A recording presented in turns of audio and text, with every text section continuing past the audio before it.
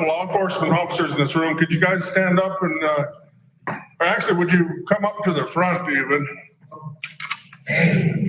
Introduce yourselves, please. I'm Scott Ketcham, I'm the Chief of Police. I've been here since June of 23. Seen the ups and downs so far, so we're here to hear the community. Unfortunately, I got to leave in about a half hour, but Jose is here. He's from Crow. He's one of our detail officers coming out to assist us. So we want to see what's going on. We want to assist the neighborhood watch program that goes forward and put any effort that we can into behind it.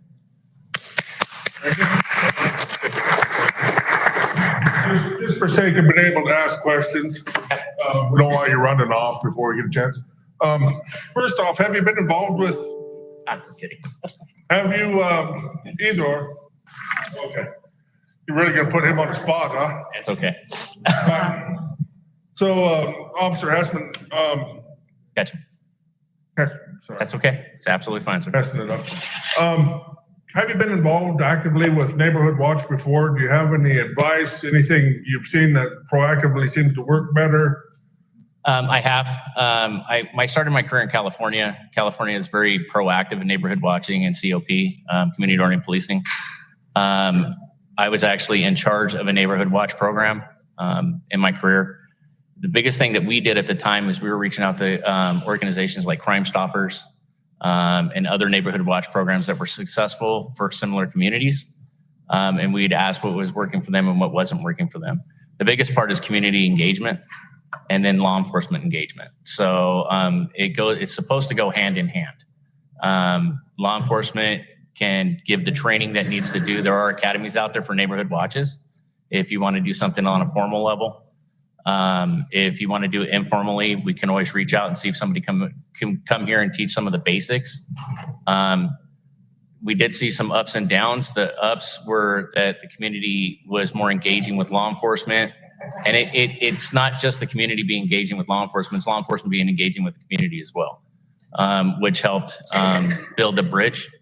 And then it did drop the crime rate where we were at. So it was a smaller community, but it did drop the crime rate quite a bit because we were getting the information we needed to make the arrest and do the prosecutions on them. The one things we did see when we first took off is we had a couple in there that were like more of a vigilante, and they wanted to use the neighborhood watch to make the arrest and to beat up people and do all this, and they ended up getting themselves arrested. That's what we're doing, right? But overall, Neighborhood Watch is a great program.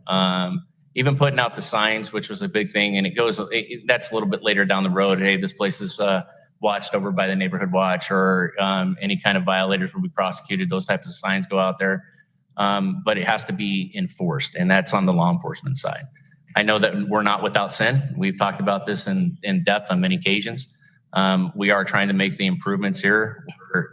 We have a lot of details that come and go, but at the same point, I am the stable person that's going to be here. So I'm trying to make the positive changes. I'm walking into an environment where it's not that the community doesn't trust us, but they don't feel that we're doing enough. And quite honestly, I can't say that they're completely wrong, but we are trying to make those changes.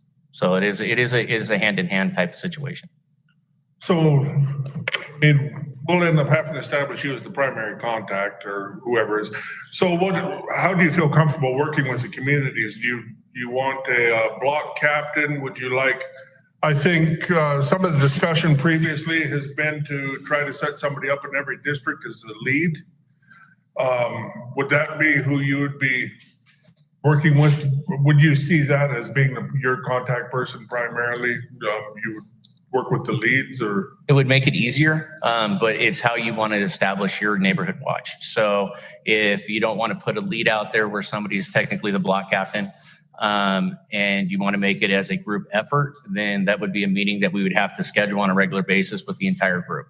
It would be easier to disseminate information back and forth through one person, but it would be how the program is set up, and that wouldn't come from me. That would be coming from the board, who's ever setting up the neighborhood watch.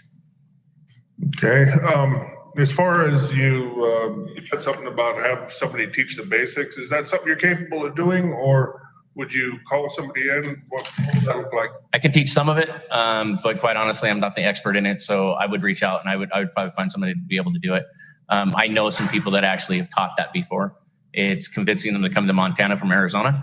But if I had to figure it out, and they're corporations, so they could probably get out here, but I would have to reach out to them. Okay, thank you. Any questions? So you said something about a crime stoppers. Is that the same as the neighborhood watch, or is it like two